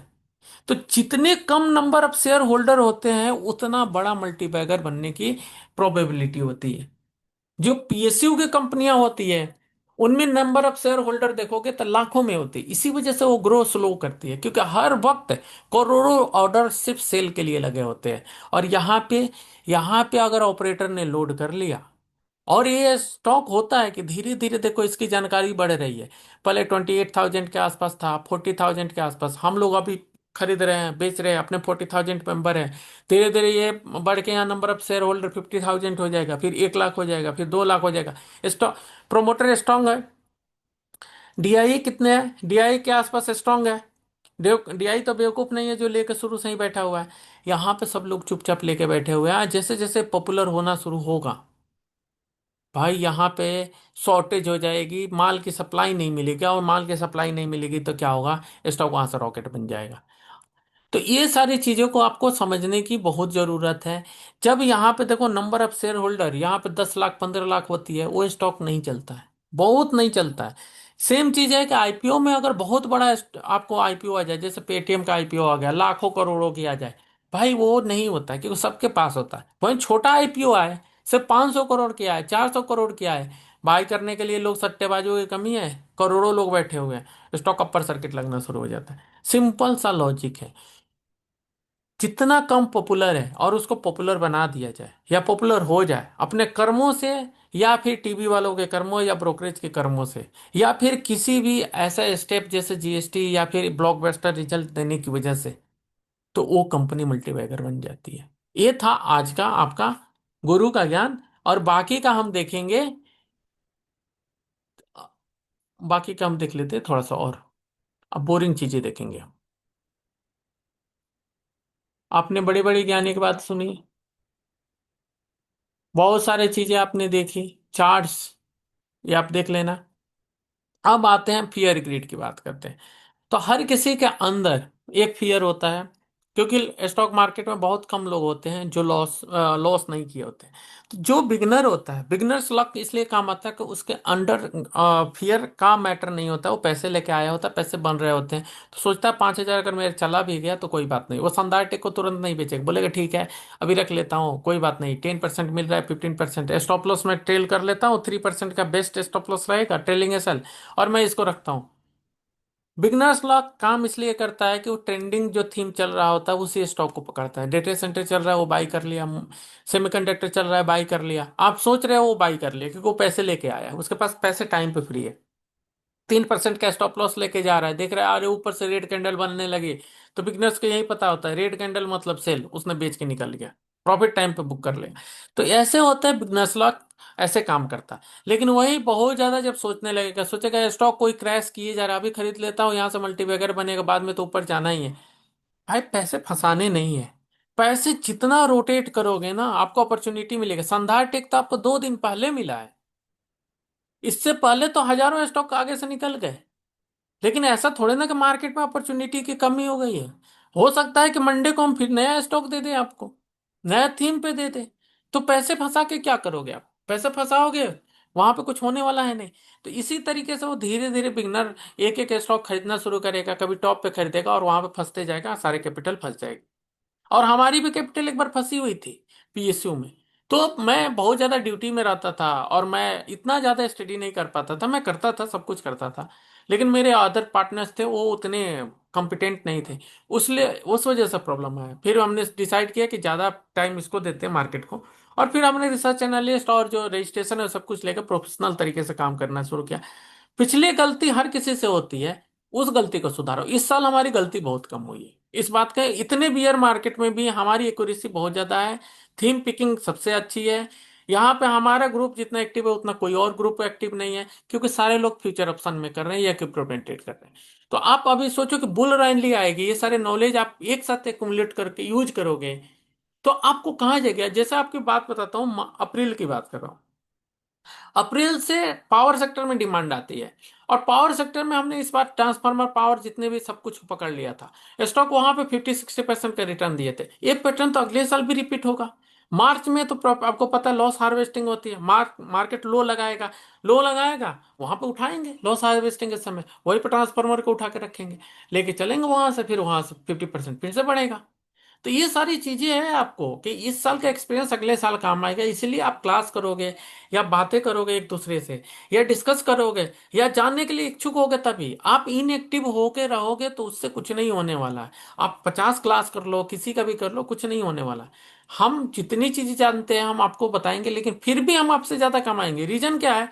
हमारे पास जो एक्सपीरियंस है, माइंडसेट है, और जो हमारे पास जो उसको चीजों को पहचानने की क्षमता है, वो आप में नहीं आ पाएगा। उसको जानने में आपको 5 से 6 साल लग जाएगा कम से कम, तब जाके आपको आएगा। जब तक आप दो साइकिल नहीं देखते हो कि एक बार राइज का साइकिल एक बार फॉल का साइकिल, तब तक नहीं पता चलेगा। इसलिए डरने की जरूरत नहीं है, लॉस सबकी होती है। तो ग्रीडी तब होना है जब सब लोग डरे हुए हैं। जैसे अभी ऐसा नहीं कि ट्रम्प ने लगा दिया टैरिफ तो हम तुरंत ग्रीडी हो गए। गिरने दो मार्केट को, जब गिर के आ जाएगा अपने लेवल पे। हमारा लेवल क्या है? 24,400, 24,500 आएगा, हम फिर ग्रीडी हो जाएंगे। सिंपल सी बात है, फिर वहां से बाउंस करेगा। हमेशा पहले इंडेक्स को सपोर्ट लेने दो, उसके बाद ही बाई करो। बहुत ज्यादा एग्रेसिव हो गए नहीं, तो स्ट्रॉन्ग सेक्टर में रहो। जैसे ऑटो सेक्टर है, क्योंकि पता है अच्छा रिजल्ट देगा, कंपनियों के अच्छे सेल्स आए हैं। ऑटो एंसिलरी में रहो, अच्छा आएगा। अगर फंसते भी तो कोई बात नहीं, अभी क्वार्टर अच्छा आएगा, दिसंबर क्वार्टर अच्छा आएगा। नहीं तो सारी कंपनियां छोड़ के सब लोग यहीं पे आएंगे घूम फिर के, जैसे अभी डाटा सेंटर में आ रहे हैं वैसे ही घूम के आएंगे। तो इसीलिए हमने ऑटो सेक्टर पे अभी तक जैसे होता है चिपक के रहना, वैसे हम चिपक के रह रहे हैं। अब यही है कि हर रोज अपॉर्चुनिटी आती है, मैं बता दिया। हर रोज हमारे पास स्टॉक की कमी नहीं होती, क्योंकि हम रिसर्च एनालिस्ट, हम रिसर्च करते ही रहते हैं। आप जितना करते हो उससे 10 गुना ज्यादा कर रहे होते हैं। तो यहाँ पे है कि डेली अपॉर्चुनिटी हम देंगे ही देंगे। आप अपने रिस्क रिवार्ड पे फॉलो कीजिए। अगर बिगिनर है तो आपको सिर्फ 10 से 15% प्रॉफिट से मतलब रखिए। स्टॉक आप छोड़ दीजिए, जहां जाना है जाने दीजिए, डबल ट्रिपल हो जाए। जिस दिन एक्सपीरियंस हो जाएगा, जिस दिन आपके पास नॉलेज हो जाएगा, उस दिन लाखों डालना, करोड़ों निकालना, सिंपल सी बात है। तो कोई स्टॉक अगर बुलेट जैसे दौड़ रहा है तो आप उस स्टॉक को तुरंत बाई मत कीजिए, सेकंड बेस्ट को बाई कीजिए। जैसे बहुत सारे स्टॉक को आप देख रहे थे कि 10-10, जैसे बैंको प्रोडक्ट भागे जा रहे थे, भागे जा रहे थे, भागे जा रहे थे, हमने बैंको प्रोडक्ट के पीछे गए नहीं, हमारा ही स्टॉक था, हमने दिया था। लेकिन हम दूसरी तीसरी एंट्री लेने की कोशिश नहीं करते हैं, ब्रेकआउट जब जंप हो चुका होता है। जैसा हम अभी मोसिप में नहीं कर रहे हैं, जैसे हम अनंतराज में अभी नहीं कर रहे हैं। हम ऐसा थोड़े ना पागल है जो नहीं कर रहे हैं। हमें पता है कि जब हम दूसरी तीसरी एंट्री करने की कोशिश करेंगे, वहां पे हम फंसने के चांसेस ज्यादा है। इससे अच्छा है कि हम दूसरे स्टॉक में बाई कर ले, क्योंकि स्टॉक की कमी नहीं है। आपके पास हो सकता है दो तीन ही स्टॉक, हमारे पास तो हजारों है। तो हम सेकेंड बेस्ट को ढूंढते हैं, थर्ड बेस्ट को ढूंढते हैं, और उस सेक्टर में घुसना कोशिश करते हैं। जैसे संधार टेक में अभी घुस गए हैं, और संधार टेक आपको पता है कि यहां से और ऊपर जा सकता है। ट्रम्प का बाप भी आ जाए, थोड़ा सा गिरेगा, फिर नीचे से बाउंस कर जाएगा। तो ऐसा नहीं कि पूरी क्वांटिटी जाके यमो लगा लेना है। डिप में मिले बाय करना है, क्योंकि यहाँ मूविंग एवरेज क्रॉस हो चुकी है। बाकी मूविंग एवरेज क्रॉस हुए तो पता है आपको कैसे रैली आई थी। तो अगर आप ट्रेडिंग पर्पज से बाई कर रहे हो तो आप ट्रेडिंग कॉल को मेजर ईएमए के ब्रोक होने के बाद आपको एग्जिट कर जाना है। अगर वॉल्यूम के साथ आया, बड़ी वॉल्यूम आई है, तो निकल जाओ। सेकंड बेस्ट एसएल, जैसे ट्रम्प वाली सिचुएशन में अचानक से रातों रात आ गई, आपके पास कुछ है, अच्छे ट्रेंडिंग थीम पे है, और अचानक से आ गई फॉल, तो 7 से 10% के आसपास होता है। उससे ज्यादा जाए तो 10% से ज्यादा कैपिटल कमाने की जरूरत नहीं है, आप निकल जाओ। मेरे हिसाब से मेरा पहला रूल होता है, कि पहले जैसे मेजर ईएमए ब्रोक होता है, पहले 3% का एसएल होता है। अगर ब्रोक हुआ तो मैं 50% क्वांटिटी कम, अगर 2,000 है तो मैं 1,000 रखता हूँ, क्योंकि मान लो बाद में नीचे गिर गया तो मैं एवरेज करने का काम आएगा, या हो सकता है कि इसमें जो लॉस हुआ दूसरे स्टॉक में कमा लो। तो ये माइंडसेट होना बहुत जरूरी है। बहुत लोग करते हैं कोशिश कि 2,000 है उसको 4,000 कर दो, भाई ये मत करो। गिरते हुए के पीछे मत जाओ, क्वांटिटी वहां कम करो, तुरंत अपने रिस्क को कम करो। क्या, हाँ मेरा नुकसान हो रहा है, चलो ठीक है मैं थोड़ा कम कर लेता हूँ, जब ऊपर आना शुरू होगा तो मैं बाई कर लूंगा। या आप पूछ के बाई कर सकते हो। अगर इन्वेस्टमेंट पर्पज से कोई भी स्टॉक ले रखे हो तो हर रोज एवरेज मत करो। स्टॉक को अच्छे से गिर जाने दो, 20% 30% गिरने दो, अच्छा स्टॉक है गिर जाने दो। गिरने के बाद उस स्टॉक को एवरेज करो। जब, और स्टॉक को ऐसा एवरेज करके रखो कि आपका जो इन्वेस्टमेंट में लॉस है वो 12 to 15% हो। इससे इससे मतलब ज्यादा होगा तो फिर प्रॉब्लम आ जाएगा। और कभी भी रिवेंज ट्रेडिंग की कोशिश मत करो। हो गया खराब दिन आ जाए, हो सकता है अगले दिन हम अच्छा स्टॉक दें, तो आप उसमें कोशिश करो। तो ये सारी चीजें हैं कि धीरे धीरे आप समझ रहे हो। बाकी टेक्निकल चीजें अंकुर सर कल पढ़ाएंगे। फिर अभी हम पोजीशन साइजिंग बता देते हैं कि बहुत लोग का लालच में आ रहा है कि बहुत बड़ी बड़ी पोजीशन ले रहे हैं, बाद में फंस रहे हैं। तो कोई भी आप स्टॉक के सारे मूवी जो स्टॉक होते हैं उसको नहीं पकड़ सकते। कल के दिन करीब करीब 10 से ज्यादा स्टॉक थे जो 20% का अपर सर्किट लगाए, लेकिन वो स्टॉक में हम एंट्री नहीं कर सकते। हम भगवान नहीं है, हम नहीं कर सकते, हम मान चुके हैं, हम बेवकूफ हैं, हम नहीं घुस जा सकते। आपको लगता है कि आप हर 20% वाले स्टॉक में घुस सकते हो, तो आप घुस के देखो, आपका स्टॉप लॉस आएगा। कब उसमें डंपिंग आ रही है, जैसे रिलायंस पावर की बात करें, कल 10% के आसपास ऊपर था, और आज ईडी ने अरेस्ट कर लिया उसके सीएफओ को। कल स्टॉक लोअर सर्किट में होगा। आप वहां पे बहुत ज्यादा इंटेलिजेंट बनने की कोशिश करोगे कि चलो स्टॉक सर ऊपर था, 9% ऊपर था, मैंने एंट्री ले ली, ब्रेकआउट हो गया, रिलायंस पावर तो ऊपर जाने वाला, ये होने वाला, वोडाफोन में बहुत ज्यादा होने वाला। ऐसे बहुत सारे स्टॉक्स होते हैं। बाद में पता चलता है किसी पे ईडी का रेड हो रहा है, किसी पे कुछ हो रहा है, और पता चला है कि वहां स्टॉक लोअर सर्किट में स्टार्ट हो। तो सारे स्टॉक को हम नहीं पकड़ सकते, क्योंकि स्टॉक को हम नहीं जानते हैं, तो सिंपल सा रूल है, हम उसको नहीं करेंगे। हमारे स्टॉक्स में आप ढूंढ के देखो, मुश्किल से एक कंपनी थी जेंसोल, ये आपको जीनस पावर, जिसके बारे में कंप्लेन आई थी कि हाँ उसका मैनेजमेंट ने और राजस्थान गवर्नमेंट के साथ कुछ इशू आ गया, तो वो भी इशू सोल्व हो चुकी है। ऐसा नहीं कंपनी डूब रही है। उन्होंने धमकी दिया था ऑर्डर कैंसिल कर देंगे, तो हमने स्टॉप लॉस ले लिया था 390 के आसपास। तो हम ये बोल रहे हैं कि हम तो रिस्क तुरंत अपना कट कट कर देते हैं, लेकिन बहुत सारे लोग होते हैं कि वो वैसे स्टॉक में भी चले जाते हैं जिसको जानते नहीं है, बाद में उनके असर बहुत बुरी होती है। इनिशियली हम लोग बहुत, जो स्टॉक होता है उसको जेज करते हैं। मतलब ऐसा होता है कि हमारा स्टॉक छूट रहा है, इसको भी बाय कर लेता हूँ, उसको स्टॉक को बाय कर लेता हूँ, 50 क्वांटिटी उसको भी रख लेता हूँ। उससे क्या होता है, खिचड़ी बन जाती है आपके पोर्टफोलियो में, 200 स्टॉक होंगे, ओवरऑल ना आपको कुछ प्रॉफिट मिलेगा ना होगा। आपको ये सारी बाई करनी है तो तब करो जब कोविड जैसा क्रैश आए। ट्रम्प के टैरिफ की वजह से जो मार्च में लो बना था या आपको फॉल आया था, उस समय करो। जब बहुत बड़ी क्रैश हो तब आप ऐसे करो कि 10-10 हजार 20-20 हजार इनिशियल कैपिटल डाल के अलग अलग स्टॉक ले लो। 50 क्वांटिटी, 600 क्वांटिटी को बहुत डिस्काउंट पे होते हैं।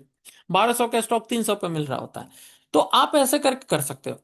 फिर जैसे जैसे ऊपर की तरफ आना शुरू करे, आप जो राइजिंग स्टॉक है वहां प्रॉफिट बनाओ, और उन स्टॉक्स जिनको आपने ले रखा है 10-10 हजार का, उसमें आप धीरे धीरे टॉप अप करते जाओ, 15,000 कर दो, 20,000 कर दो, जो प्रॉफिट कमाओ उसी से करो, सैलरी से मत करो। आप महीने का लाखों बना सकते हो। डिपेंड करता है आपकी एंट्री कैसी हो रही है, एग्जिट कैसे हो रहा है, ग्रीड कंट्रोल कितना, पोजीशन साइजिंग कैसे है। अब पोजीशन साइजिंग के बारे में बात करें, अगर आप 5,000 क्वांटिटी लेते हो, 1 रुपया का लॉस हुआ, नीचे की तरफ गया, क्योंकि हर स्टॉक में आपको पता है कि हमारे स्टॉक पे ऊपर जाते थे नीचे तुरंत आ जाते हैं। तो अगर वो आया, 10,000 का लॉस होगा, 2 मिनट के अंदर आपको दिखेगा 10,000, आप बर्दाश्त कर पाओगे? नहीं कर पाओगे। आप अपने कैपिटल है उसका एक सिग्निफिकेंट अमाउंट मत डालो। उसमें आपको सोचना है कि जैसे मेरे को 2,000 रुपये चाहिए, मुझे कितना डालना है, मैक्सिमम 2 लाख रुपया, उससे ज्यादा नहीं डालो। बहुत ज्यादा डालने जाओगे आप फंस जाओगे। फंसने की कोई जरूरत नहीं है। आप ये देखो कि अपनी क्वांटिटी अभी इनिशियल में ट्रेड कर रहे हो, तो आप यहाँ पे कम से ट्रेड करो, 20,000 30,000 के वर्थ से ही करो अगर इन्वेस्टमेंट करना चाहते हो। स्टॉप लॉस रखो 1,500 रुपये का, गेन आपको 2,000 रुपये का रखा है। ऐसे मैंने बहुत सारे शेयर्स बेचे हैं, मैंने बहुत सारे मल्टीबैगर से डिक्सन से लेके सब बेच दिए, लेकिन मुझे कोई रिग्रेट नहीं होता है। मुझे एक भी पैसे का रिग्रेट नहीं होता है, क्योंकि मैं ट्रेडर हूँ। और मैं ट्रेडर बना हुआ हूं क्योंकि मेरे को कैपिटल अपनी बढ़ानी है। और मैं हर महीने अगर 5% का आरओई जनरेट कर रहा हूं, तो भी मेरे साल भर में बहुत ज्यादा मेरे को प्रॉफिट हो जाती है। तो मुझे ओवरऑल मुझे प्रॉफिट जनरेट करनी होती है कि मेरे जो पैसे हैं, अगर 1 लाख लेके आया तो 1,05,000 बनाना है, अगली बार 1,05,000 पे करना। तो कंपाउंडिंग जब देखोगे तो 5 साल में आप बहुत ज्यादा पैसा बना लोगे। यहाँ से जो ट्रेडिंग से ही आप पैसा यहाँ से 10 से 15 गुना बना सकते हो। तो वही चीज है कि आपको सोचना है कि हमें करना क्या। उससे क्या होगा, कैपिटल फ्री रहेगा, कैश आपके पास ज्यादा रहेगा, आप फंसोगे कम। ट्रेड आपको मल्टीपल मिलेगा, किसी दिन 20% का मिलेगा, किसी दिन 4% का मिलेगा। रोना धोना नहीं रहेगा, पैसा आपके पास रहेगा। तो रोना यह है कि एक स्टॉक में भी डाल के बैठे होते, डिक्शन बढ़ रहा होता तो भी उतना ही मिलता। आज हम उतने ट्रेड कर रहे हैं तो भी उतना मिल रहा है, लेकिन हम भगवान तो है नहीं जो एक स्टॉक को पहचान के उसमें डाल लिए। तो इस चीज को, आप कोई बिगिनर हो तो आप ये करो। जब बुजुर्ग हो जाओगे, आप 40 साल, 45 साल, 50 साल या बच्चे के लिए खरीद रहे हो, तो वहां पे आप ऐसे स्टॉक खरीद के रखते हैं ना जो मल्टी वगैरह बनने की संभावनाएं हो। तो मैंने हर स्टॉक को सोचा कि सीखूं, कि खुद से सीखूं। मुझे एनालिस्ट पे भरोसा नहीं, ब्रोकरेज पे भरोसा नहीं है। क्या क्या फैक्टर्स होते हैं जो मार्केट को अफेक्ट करते हैं, कैसे जो सर्वाइवल स्किल होता है वो आपको, कोविड, रिसेशन, इलेक्शन, पैनिक, वार, ट्रम्प, अब तो ट्रम्प भी डालना पड़ेगा, ट्रम्प, ये सारी चीजों के लिए आपको सीखना जरूरी है। क्योंकि जब आपने डर का सामना खुद करोगे, तभी आपको पता है कि आगे का जो बुल रन है, बुल रन में तो पत्थर भी मारोगे तो कोई अपर सर्किट स्टॉक पे लगेगा। हमारा जब मतलब बताओ कि 2024 की बात है, हमारे ग्रुप में या पोर्टफोलियो में एक साथ 20 स्टॉक्स में अपर सर्किट लगे होते थे। मतलब मौका ही नहीं होता था क्या खरीदो, सारे तो अपर सर्किट में ही लॉक है, हम क्या ट्रेड करें, ये वाली सिचुएशन होती थी। सिर्फ हम देखते रहते थे। ऐसे स्क्रीनशॉट्स मेरे पास पड़े हुए हैं, मैं आपको भेज दूंगा कभी अगर जरूरत पड़ा तो। ऐसे स्टॉक होते थे, बस वहां दिखने की बात है, अपर सर्किट लग गई, ये वाली सिचुएशन थी। तो बुल मार्केट में थोड़ी सी भी अगर रैली शुरू होती है तो ऐसे ही होती है। अगर आप पहले से क्वांटिटी लेके बुल रैली की शुरुआत में बैठे हो, आपको बेनिफिट बहुत ज्यादा होता है इस चीज का भी। तो पहले मैं बहुत कम क्वांटिटी लेता था, अब तो मैं बड़ी क्वांटिटी लेता हूँ, क्योंकि मेरे को पता है कि मेरे को लॉस हो जाएगा या मेरी नॉलेज जाता है, तो मैं रिस्क एपेटाइट जाता हूँ। आप ये गलती करने की कोशिश मत करो, आप जाओगे आप प्रॉब्लम में फंस जाओगे। अभी आपको करना है 200, 300, 500 क्वांटिटी मैक्सिमम लेके चलो। आप यहाँ पे 1,500 रुपये का स्टॉप लॉस लेके चलो कि ठीक है आज हिट हो गया, खत्म। कोशिश करो कि जो भी ये स्टॉक दे रहे हैं अर्ली एंट्री करने के लिए कोशिश करो। और बहुत ज्यादा शार्प स्पाइक आ रहा है तो बचो, शार्प स्पाइक में मत जाओ। कि कई बार हमारे ग्रुप में, मतलब नाम तो नहीं लूंगा, लेकिन बड़े बड़े जो ब्रोकर हैं, जैसे आपके मतलब बड़े बड़े ब्रोकर्स हैं, जितने भी आपने नाम सुन रखे हैं टीवी पे होते हैं, उन सब के सब ब्रोकर हमारे ग्रुप में प्रीमियम ले रखे हैं। और इसी वजह से कई बार क्या होता है कि उनके ऑर्डर 4 सेकंड के अंदर 30,000 to 1 लाख क्वांटिटी आ जाती है। आप उनसे compete नहीं कर सकते। आप अपना जो तरीका बताया गया है समय से पहले लो। और हमारे 90% स्टॉक रिपीटेड होते हैं। अगर हमने ऑटो एंसिलरी सेलेक्ट किया, हम पूरे 1 महीने तक ऑटो एंसिलरी पिक करेंगे। और उसके बाद अगर हमने सेमीकंडक्टर पकड़ा तो 1 महीने चलाए थे। डेटा सेंटर पकड़े तो हम वही, हम वो नहीं है कि आज स्टॉक ये लिए अगले बार पेपर के लिए। आप देख रहे हो कि हमारी कंसिस्टेंसी बनी हुई है। हमें पता है कि ये स्टॉक में ब्रेकआउट होगा, यहाँ रैली होगी, हमारे सारे मेंबर निकल जाएंगे तो हम अपना काम खत्म करेंगे। सिंपल सा चीज। उसमें हो सकता है कि 10 स्टॉक दे, उसमें से 2 फेल हो जाए। आप क्या करते हो, गलती क्या होती है कि आप वही दोनों को पकड़ लेते हो। बहुत लोग होता है तालब्रस ऑटो को पकड़ लिए, प्रीकैम को पकड़ लिए। प्रीकैम एक ही दिन में 20% भाग गया तो हमने प्रॉफिट बुक करा दिया, अब गिर गया, बहुत लोग है 20% के ऊपर में बाई कर लिया। तो ये सारी चीजें कि ये स्टॉक तो ऐसे तो नहीं 20% आज लगाया, कल लगाया, परसों लगाया, ऐसा लगाया, ऐसा कुछ नहीं होता। 20% आया, बहुत लोग प्रॉफिट बुक करते हैं, इससे पहले दूसरे ग्रुप वाले करें, हम अपना प्रॉफिट बुक कर लेते हैं, सिंपल सी बात है। हमें प्रीमियम क्लाइंट को देखना जरूरी होता है, उनकी पोजीशन निकालनी ज्यादा जरूरी होती है।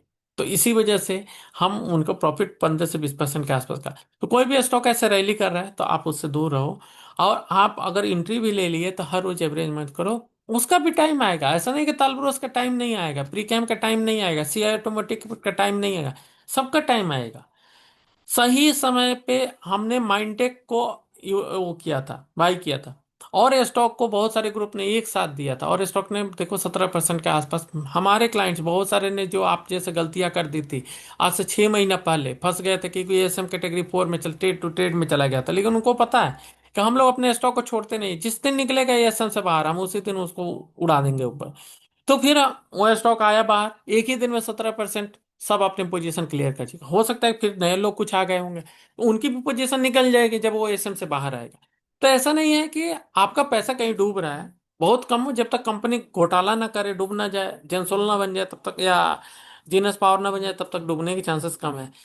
स्लो जाओ, सीखो, स्केल अप करो, और आप अपने मनी को 3 कैटेगरी में डिवाइड करके रखो। पहला, स्टेज 2 लोडिंग स्टॉक, जिसमें आपका स्टेज 2 में मैं आपको कहाँ दिखाया था, जो स्टेज 2 में मतलब जहां ब्रेकआउट देने की कोशिश कर रहा है। स्टेज 1 ये कंसोलिडेशन ब्रेकआउट देने की कोशिश, ये वाला जो मूविंग एवरेज क्रॉस में बताया था स्टेज 2 का, ये नियर ब्रेकआउट। नियर ब्रेकआउट का एग्जांपल देखो, ये ब्रेकआउट के नियर है क्योंकि ये देखो ये लेवल है, यहाँ पे ब्रेकआउट के लेवल के आसपास है, नियर ब्रेकआउट। और लास्ट आता है आपका ब्रेकआउट स्टॉक, जो आपका ब्रेकआउट हो चुका है ऑलरेडी। जैसे आपको मैं दिखा देता हूं,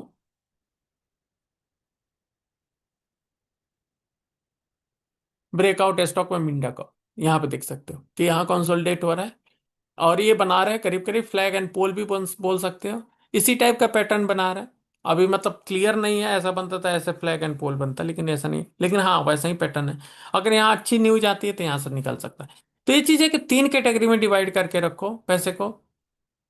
पहला है कि नियर, जो आपका multiple moving average cross, smart player की एंट्री जो मैंने आपको दिखा रखी है। नियर ब्रेकआउट स्टॉक जो ब्रेकआउट होने ही वाला है या हो रहा है, और उसके बाद ब्रेकआउट जो रैली कर रहा है, कंसोलिडेट हो रहा है, रैली करने के बाद ब्रेकआउट हो रहा है। 3 कैटेगरी में बात के रखो।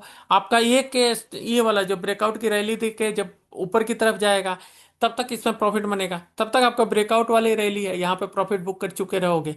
इसके बाद नियर ब्रेकआउट वाले है, बाद में ब्रेकआउट वाले जोन में जाओगे तो प्रॉफिट बुक करोगे। तो यहां से स्टॉक इस लेवल तक आएगा, तब तक पैसा आपका रोटेट होते रहेगा, निकलते रहेगा। कुछ पैसे में आपका टारगेट आ गया, निकल गया, किस में टारगेट आने वाला है, किसी में एंट्री ले रहे हो, तो पैसे का रोटेशन है। ब्रेकआउट वाले में से आप पैसा निकाल के स्टेज 2 वाले में डालो, और स्टेज 2 वाले का देखो ग्रो होने दो, नियर ब्रेकआउट वाले जैसे ब्रेकआउट में जाए प्रॉफिट बुक करो। तो ये चेन बना रहेगा ना, तभी जाकर हो पाएगा। और अगर आपको इन्वेस्टमेंट पर्पज से लेना है तो स्टेज 2 वाले को भी लॉन्ग टर्म के लिए, अगर अच्छा रैली आ रहा है तो उसको ले सकते हो रखने के लिए। तो ये था आज का ज्ञान। और अगली बार से प्योर फंडामेंटल में पढ़ाऊंगा, तो उस आपको पढ़ना जरूरी है, क्योंकि फंडामेंटल में मैंने दिखाया था क्यों जरूरी है। नहीं तो कंपनी के बारे में नहीं जानोगे, कॉन्फिडेंस नहीं रहेगा, फिर उसके बाद बेच दोगे, या फिर समझ ही नहीं पाओगे किसमें ट्रेड लेना है किसमें नहीं लेना है। तो आज का इतना ही, बाकी अंकुर सर क्लास लेंगे कल से technical. Thank you. Good night. Question होगा ग्रुप में डाल